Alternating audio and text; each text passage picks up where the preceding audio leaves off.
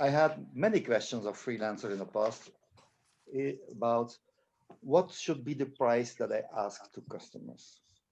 There is no answer to that. There are no rules. There is no formula. There is no performance way. There is nothing.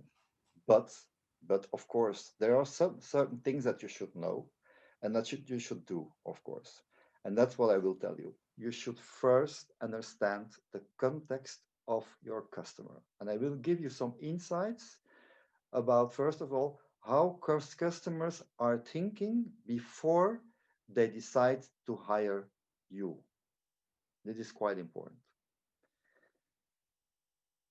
You should know, of course, his context, you should know his or her expectations, and you should know her project price, because managers or directors, they are not thinking or not hiring you in function of your daily price.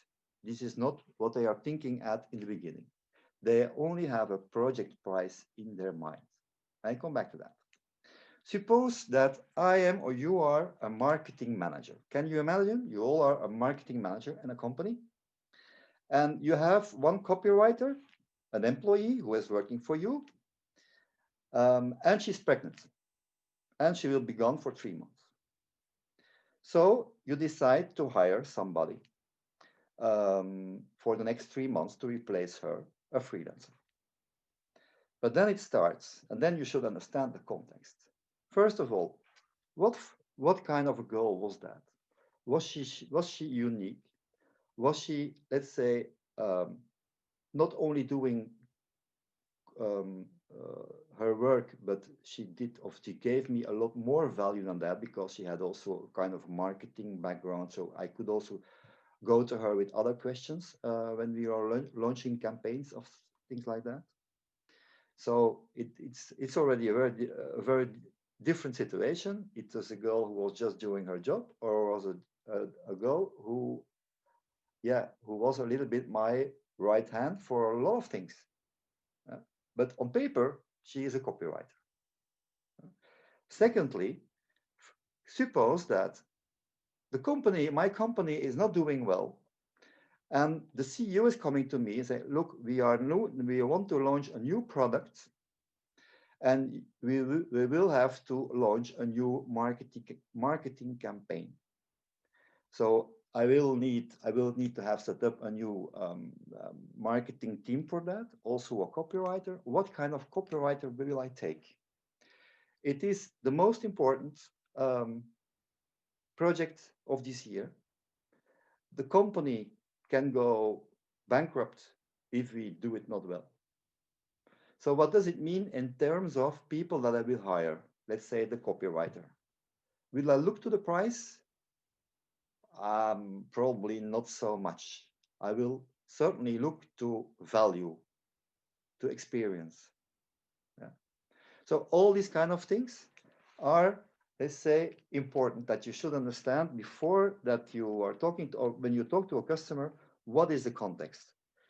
Because the first thing the customer is doing when he knows that he has to that he needs a freelance is he will ask himself, what will this cost to me?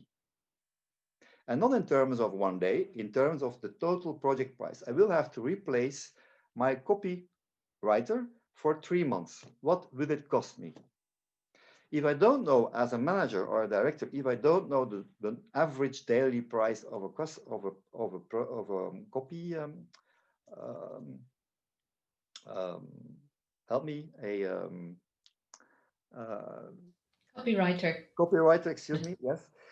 Then I will ask my employees, say, hey, do you know if I go externally and I'm looking for a copywriter, what will it cost on average? And I will ask till I know, till I hear a few answers that are a little bit the same. So the answer I expect, well, probably it will be, I just invent some prices now, it will be between 460 euro per day. That's the kind of answer I expect. So then I can say, okay, I'm looking for a junior, I'm looking for a senior with a lot of more value. So it will be on the lower side or it will be on the higher side. I multiply it with the number of days I expected, and I have an estimation of my budget. Yeah. This is how people or how marketing managers are thinking in terms of pricing. So not on your, if you have now a price of 450 or 420 or 460, it doesn't change at that moment.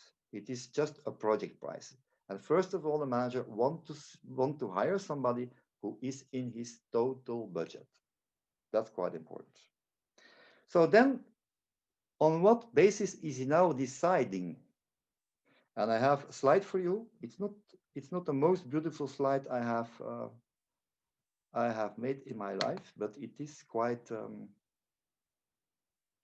Um, you will see it. You see the slides? Yeah.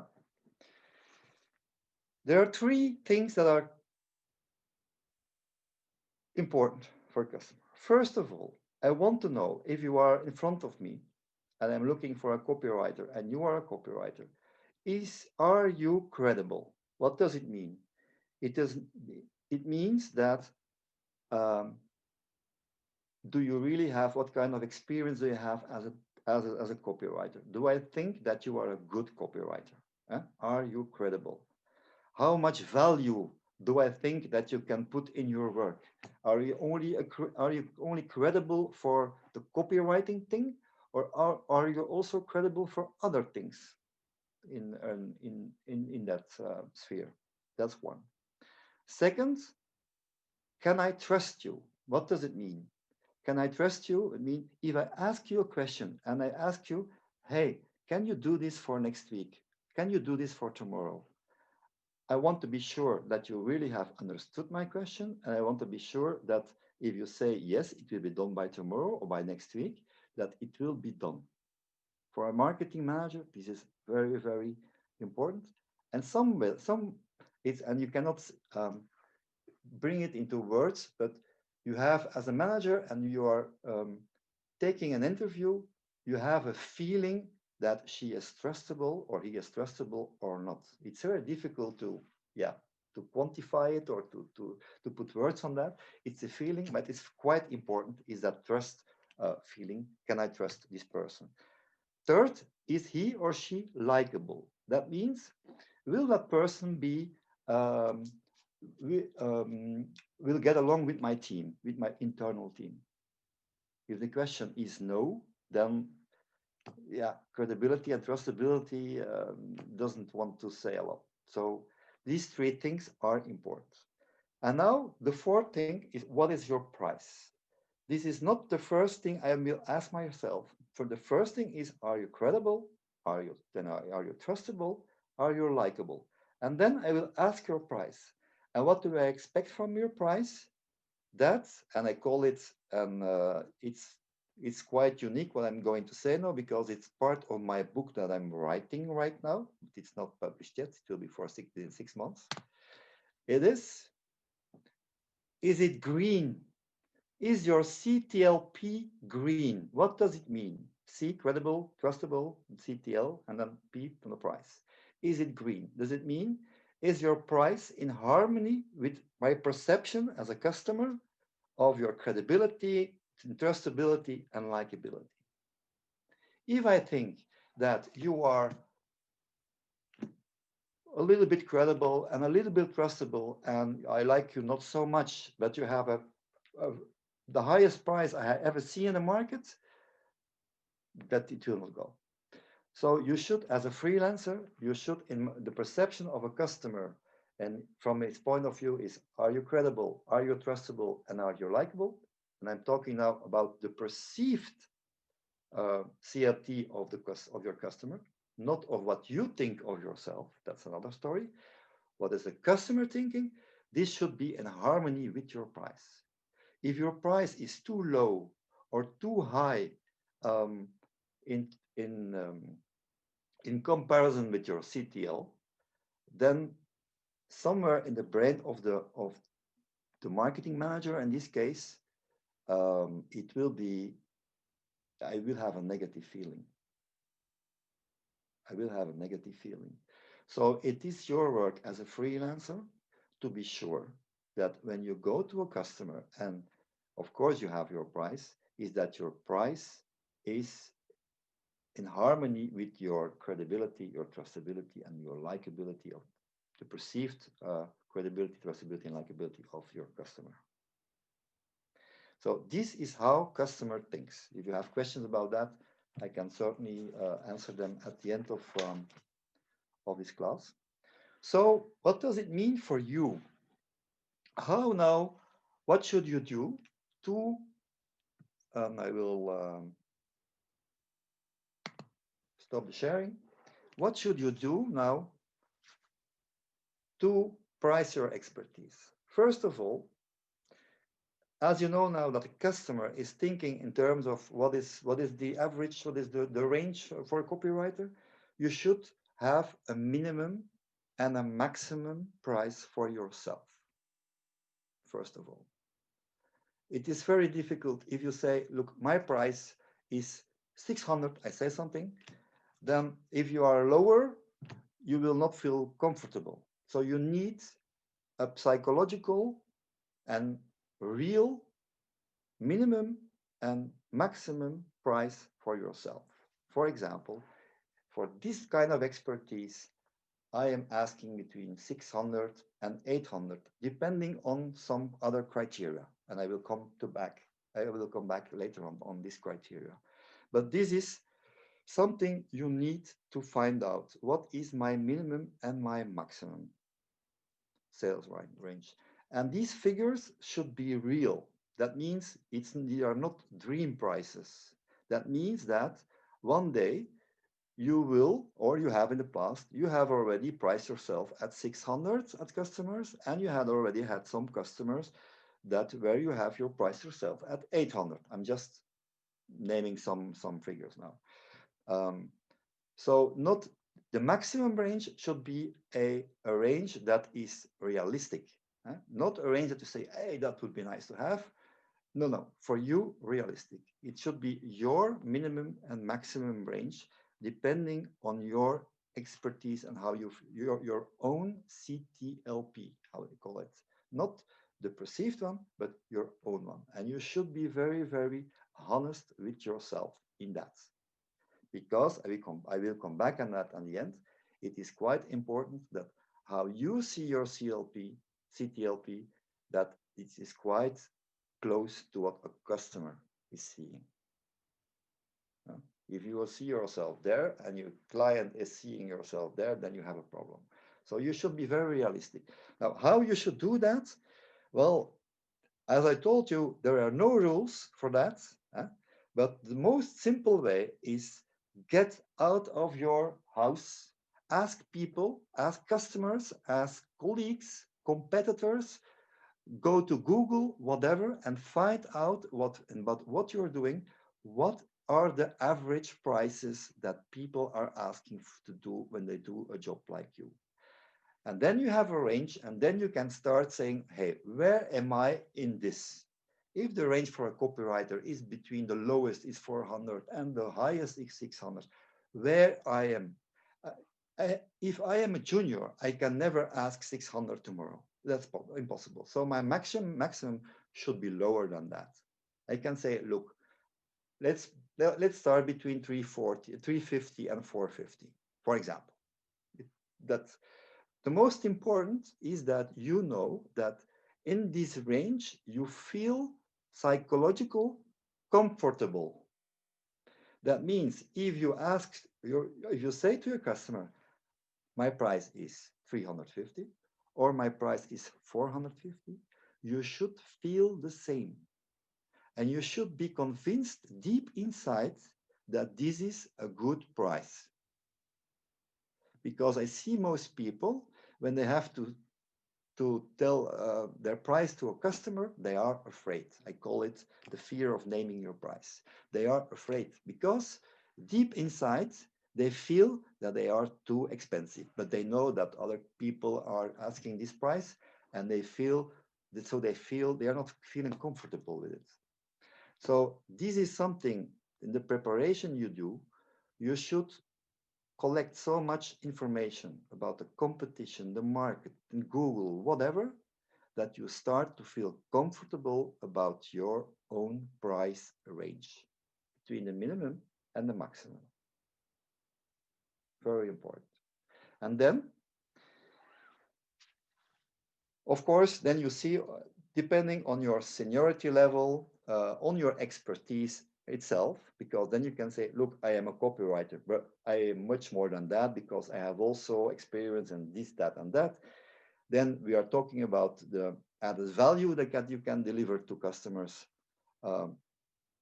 So then you can see, okay, I'm putting myself in the higher price range or in the lower whatever. But anyway, for yourself, you need a minimum and a maximum. And why do you need this? Because it is impossible when you have 100 customers and you're doing work for 100 customers that you always will have the same price for all these customers, because all customers are different and they will ask different questions, and all the situations are different. So that's the reason why you need a range, and then you stay in your range because you always feel comfortable in your range. You stay in your range. So when you have this and you feel psychologically comfortable, then you can go outside, you can go to customers, you can do offers, you can make them offers, and you put your price, and then you play and negotiate. When you start to play and negotiate, and that is when I say play and negotiate is, am I going to give my lowest price in my range or my highest price? This is the play game that you can play for yourself. I'm putting, let's say, for example, my price range is between 450 and 550. Okay, will I start with 500 at the customer, or will I start with 550? And that's the reason why I call it play and negotiate, is it depends on different criteria. Ask yourself, what type of customer is this? Is this a customer? Is it a corporate customer? Is it a small customer? Because it means if it is a big customer, normally, not always, they will be able to pay some more. And the competition will be a little bit on a higher end too.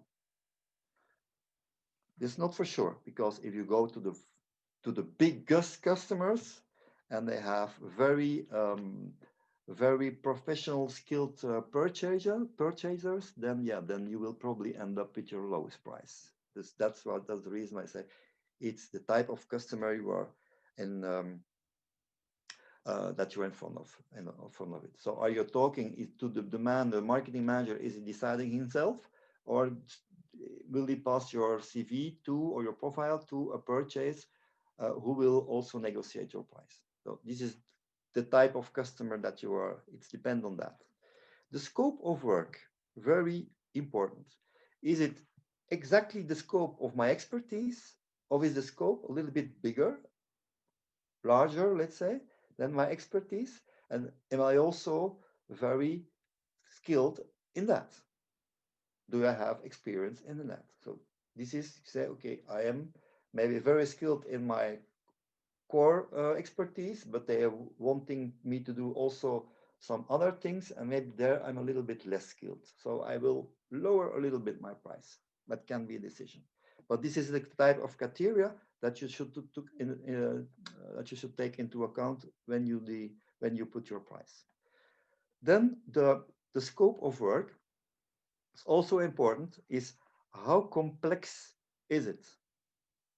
Is it easy to do the work? Is it very complex? And what's the timing? Do the customer wants to start you tomorrow or within a month? Because if it is tomorrow, you can higher a little bit your price. Not a lot, a little bit.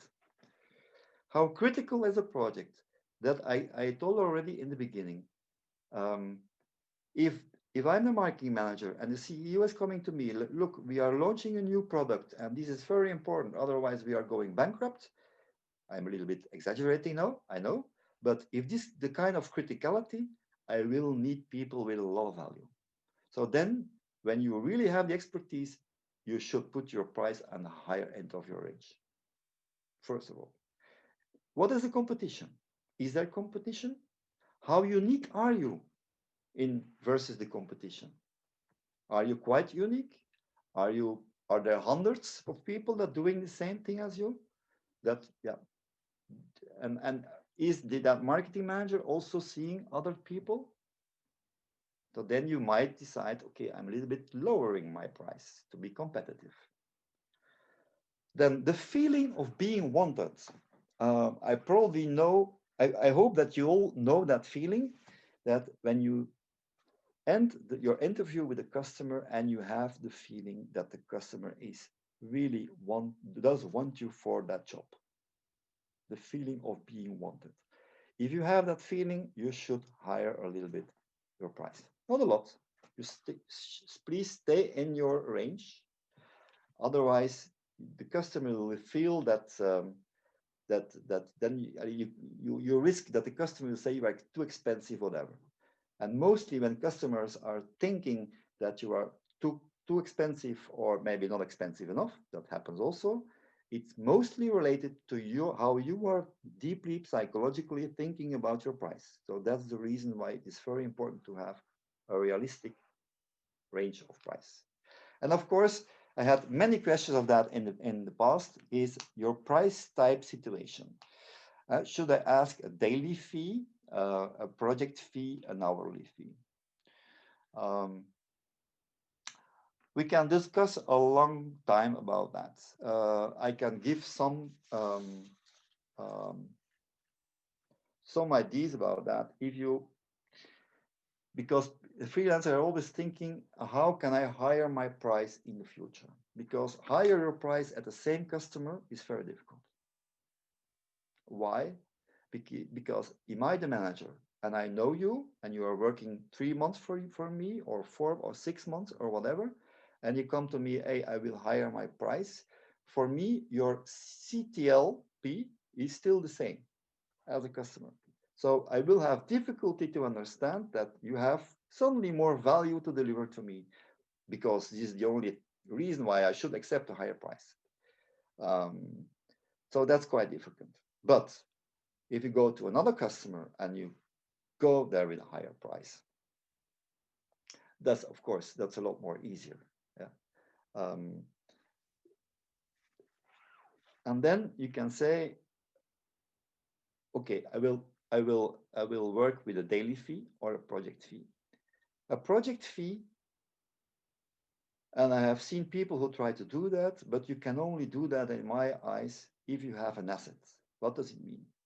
You have an asset that you have a known methodology. If you are in the digital world, you have a kind of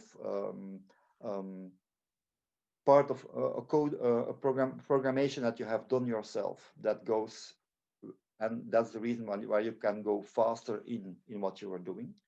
So you have an asset of your own. And that, of course, if you have this, or you have a methodology that is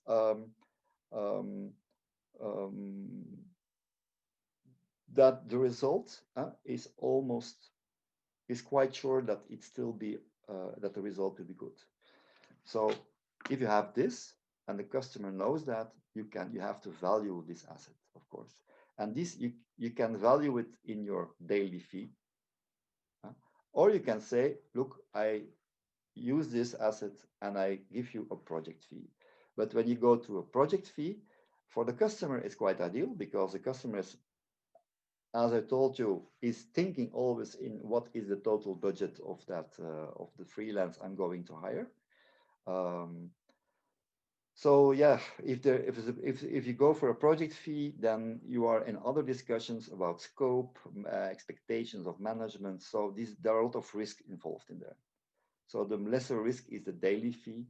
The hourly fee, it depends. If you're doing work in in small pieces of a half an hour, or an hour, then you have to maybe. But know that when you're working in hourly sessions, that you always lose a lot of time that you will not be billable. So try not to do that. That's not a good thing to do. But I know there are cases that you don't have a choice.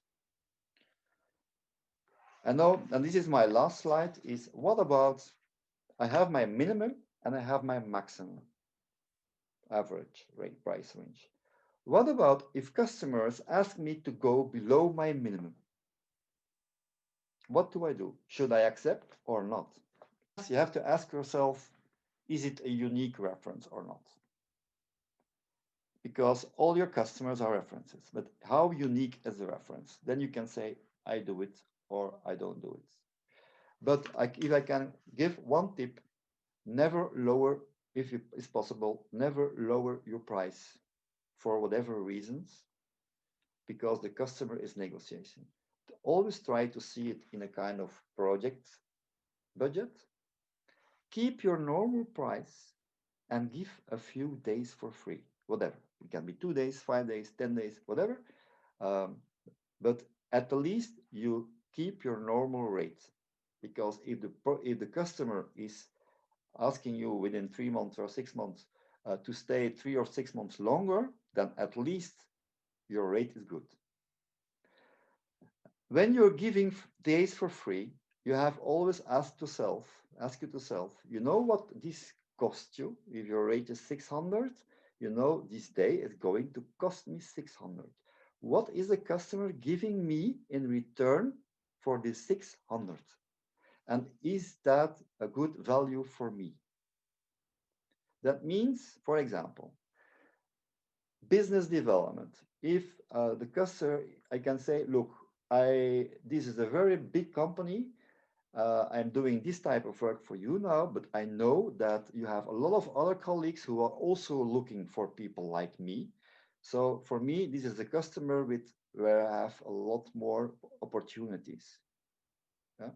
So then I can say, okay, I will put some days for free because I know that there will be other opportunities within that customer that can follow in the next weeks, months, or years.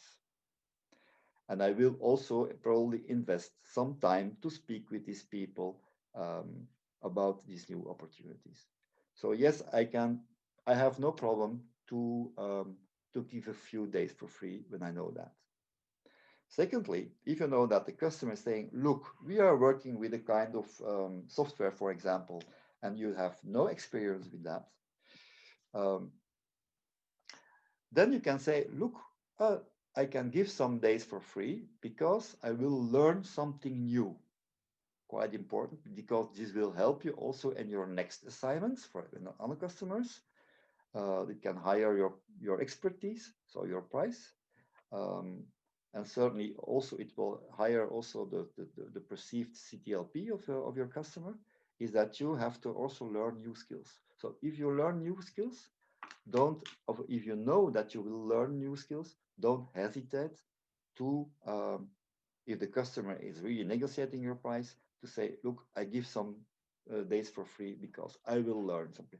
And you have to be, let's say, very transparent in this. And if the customer, he doesn't know, ask him, say, look, normally I cannot give days for free because you should give the impression that other customers are waiting also for you. Yeah. So working for free, there is no employee that is working for free. Keep that in your mind. There are only freelancers that are working for free. There are no employees that are working for free. But the expectations of a freelancer when you are a customer are a lot higher than for employees. So please pay attention. You should not give for free too much days away. And if you do it, value them. And if you don't find a value, ask the customer to help you. If he is really short on budget, then ask the customer to help you. Say, look, I can give, for example, 2 days away, but what can you give me in return for that? Otherwise, I cannot, I will be in trouble.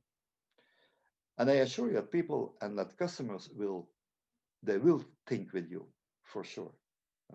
But be honest and be realistic, because there are also customers who have a bad habit and they say, we can do for you and you will have, we are a big reference for you and whatever. That's maybe it's all true, but at the end, you have to be sure that it will help you for your next assignments. If you don't have that feeling, don't do it. If you are sure that it will help you, this skill, the new skill, um, the reference, whatever, that it will help you to win easily our next assignment, and if possible, on a higher price because you have hired your credibility.